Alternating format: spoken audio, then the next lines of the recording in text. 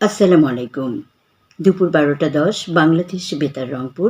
স্থানীয় খবরে আমন্ত্রণ জানাচ্ছি শাহিদা মিল্কি। প্রধানমন্ত্রী তারেক রহমান বলেছেন, দেশের কৃষকদের আত্মনির্ভরশীল ও সচ্ছল করতেই সরকার কৃষক কার্ড চালু করেছে। গতকাল টাঙ্গাইলে শহীদ মারুফ স্টেডিয়ামে কৃষক কার্ড কর্মসূচির আনুষ্ঠানিক উদ্বোধন করে প্রধানমন্ত্রী একথা বলেন। প্রধানমন্ত্রী বলেন, কৃষক কার্ডের মাধ্যমে কৃষকরা 10টি সুবিধা পাবেন। এর মাধ্যমে কৃষক তার অবস্থান থেকে অনেক ক্ষেত্রে পরিবর্তন করতে সক্ষম হবেন। তারেক রহমান বলেন, দেশের কৃষক যদি সচ্ছল থাকে, বেঁচে থাকে, ভালো থাকে, তাহলে সমগ্র বাংলাদেশ ভালো থাকতে পারবে, সমগ্র বাংলাদেশের মানুষ ভালো থাকতে পারবে। কৃষক কার্ড কর্মসূচির উদ্বোধনী দিনে টাঙ্গাইল সহ দেশের 11টি উপজেলার 22,067 জন কৃষকের প্রত্যেকের কাছে মোবাইলের মাধ্যমে ব্যাংক অ্যাকাউন্টে 2,500 টাকার নগদ অর্থ চলে যায়। আগামী 5 বছরের মধ্যে সরকার পর্যায়ক্রমে 2,75,00,000 কৃষকের হাতে কৃষক কার্ড পৌঁছে দেবে। চিরায়ত ঐতিহ্য ধারণ করে গতকাল দেশে বাংলা নববর্ষ পয়লা বৈশাখ নানা কর্মসূচির মধ্যে দিয়ে আনন্দঘন পরিবেশে পালিত হয়। পয়লা বৈশাখকে কেন্দ্র করে হালখাতার পাশাপাশি যাত্রাগান, পালাগান, পুতুল নাচ, অঞ্চলভিত্তিক লোকসঙ্গীত, খেলাধুলা সহ বিভিন্ন বর্ণিল মেলার আয়োজন করা হয়েছে দেশ জুড়ে। এর মাধ্যমে দেশের অর্থনীতি, বিশেষ করে ক্ষুদ্র ও কুটির শিল্প এবং ব্যবসা বাণিজ্যে নতুন প্রাণ ফিরে পেয়েছে।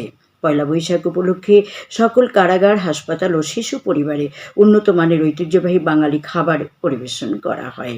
বাংলাদেশ বেতার, বাংলাদেশ টেলিভিশন এবং অন্যান্য বেসরকারি রেডিও স্টেশন এবং টিভি চ্যানেলগুলো এই উপলক্ষে বিশেষ অনুষ্ঠান প্রচার করে। রংপুরে বর্ণাঢ্য আয়োজনের মধ্যে দিয়ে বাংলা নববর্ষ পালিত হয়। জেলা প্রশাসনের উদ্যোগে জেলা স্কুলের বটমূলে সাংস্কৃতিক আয়োজন ও শোভাযাত্রায় অংশ নিয়ে বৈশাখের আনন্দে মেতেছিল রংপুরবাসী। এদিকে নববর্ষ উদযাপন উপলক্ষে রংপুর জেলা পুলিশ এর আয়োজনে বিভিন্ন দেশীয় ঐতিহ্যবাহী লাঠি খেলা ও হাটে হাড়ি ভাঙা সহ বিভিন্ন খেলার প্রতিযোগিতা অনুষ্ঠিত হয়।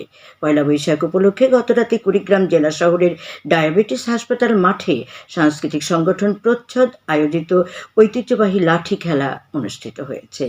এর আগে জেলা প্রশাসন আয়োজিত দিনব্যাপী খেলাধুলা ও সাংস্কৃতিক প্রতিযোগিতা অনুষ্ঠিত হয়। বিকেলে বিজয়ী প্রতিযোগীদের মাঝে পুরস্কার বিতরণ করেন সংসদ সদস্য ডক্টর আতিকুর রহমান মুজাহিদ। এছাড়াও গাইবান্ধা, লালমনিরহাট, জয়পুরহাট সহ উত্তরাঞ্চলের অন্যান্য জেলা ও উপজেলাগুলোতেও উৎসবমুখর পরিবেশে বাংলা নতুন বছরকে বরণ করা হয়। এদিকে নববর্ষ উপলক্ষে রংপুর পাবলিক লাইব্রেরি মাঠে সাংস্কৃতিক ঐক্য পরিষদ আয়োজিত 3 দিন ব্যাপী অনুষ্ঠানমালা আজ শেষ হচ্ছে। রংপুর সহ দেশের 61টি জেলায় আজ একযোগে শুরু হয়েছে প্রাথমিক বৃত্তি পরীক্ষা। প্রথম দিনে বাংলা বিষয়ের পরীক্ষা অনুষ্ঠিত হচ্ছে। সকাল 10টায় শুরু হওয়া এ পরীক্ষা শেষ হবে দুপুর 12:30টায়। রংপুর জেলায় 3টি কেন্দ্রে এবারে 1,350 জন শিক্ষার্থী এই পরীক্ষায় অংশ নিচ্ছে। আগামীকাল ইংরেজি, 17 এপ্রিল গণিত, 18 এপ্রিল বাংলাদেশ ও বিশ্ব পরিচয় এবং বিজ্ঞান পরীক্ষা অনুষ্ঠিত হবে। রংপুর সাংস্কৃতিক ঐক্য পরিষদের উদ্যোগে সিটি কর্পোরেশনের প্রশাসক অ্যাডভোকেট মাহফুজুন নবী ডনকে সংবর্ধনা দেওয়া হয়েছে। গতকাল পাবলিক লাইব্রেরি মাঠে বিভিন্ন সাংস্কৃতিক সংগঠনের পক্ষ থেকে নবনিযুক্ত প্রশাসককে সম্মাননা স্মারক প্রদানের পাশাপাশি ফুল দিয়ে সংবর্ধিত করা হয়।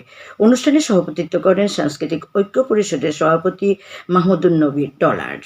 এ সময় সংবর্ধিত প্রশাসক অ্যাডভোকেট মাহফুজুন নবী ডন একটি পরিষ্কার, পরিচ্ছন্ন ও বাসযোগ্য নগরী গড়তে সকলের সহযোগিতা চান। বাংলাদেশ বেতার রংপুরের সাবেক সঙ্গীত পরিচালক তমাল কান্তি রাহিরি স্মরণে আলোচনা সভা ও সাংস্কৃতিক অনুষ্ঠানের আয়োজন করা হয়েছে। আজ বিকেল 5টায় নগরীর 24 হাজারিতে শ্রী শ্রী শিব মন্দির প্রাঙ্গণে আয়োজিত অনুষ্ঠানে প্রধান অতিথি হিসেবে উপস্থিত থাকবেন সিটি কর্পোরেশনের প্রশাসক অ্যাডভোকেট মাহফুজুন নবী ডন। খেলার খবর, ক্রিকেট। জয়পুরহাটে আজ থেকে শুরু হয়েছে প্রাইম ব্যাগ জাতীয় ক্রিকেট টুর্নামেন্ট। সকালে জেলা স্টেডিয়ামে এই টুর্নামেন্টের উদ্বোধন করেন অতিরিক্ত জেলা প্রশাসক জেসমিন নাহার। অনুষ্ঠানে বিশেষ অতিথি ছিলেন জেলা পরিষদের প্রশাসক মাসুদ রানা প্রধান, প্রাইম ব্যাংকের ভাইস প্রেসিডেন্ট শামীম হোসেন ও জেলা ক্রীড়া অফিসার গৌতম কুমার উপস্থিত ছিলেন।